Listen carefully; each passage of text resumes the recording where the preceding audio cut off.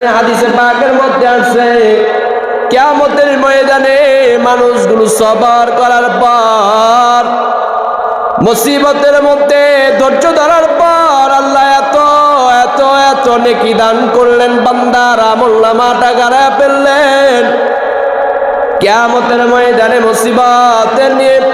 মুসিবতের যখন নেকি আর নেকি দেখতে পাবে, মানুষগুলো তখন বলতে থাকবে, হায় হায়, দুনিয়ার জগতে যদি বেশি বেশি মুসিবত দিত। এমন কি মানুষগুলো বলবে যে চামড়াটা, জ্যান্ত মানুষের শরীর থেকে চামড়া উঠায়া নেওয়াটা যেমন মুসিবত, এমন চামড়া উঠায়া নেওয়ার মতো মুসিবত যদি আল্লাহ দিত, তাহলে আখিরাতে আরো বেশি মর্যাদাশীল হতে পারতাম।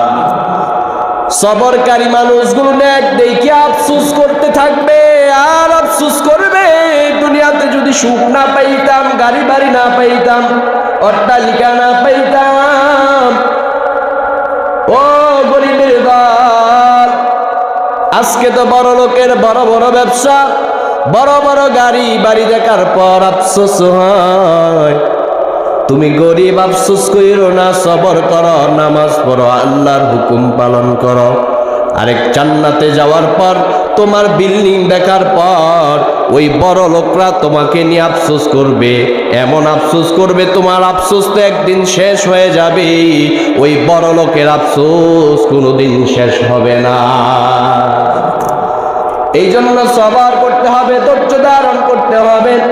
বিপদ আসলে বিপদের মধ্যে মুখ দিয়ে জারি হয়ে যেতে হবে, ইন্না লিল্লাহি ওয়া ইন্না ইলাইহি রাজিউন।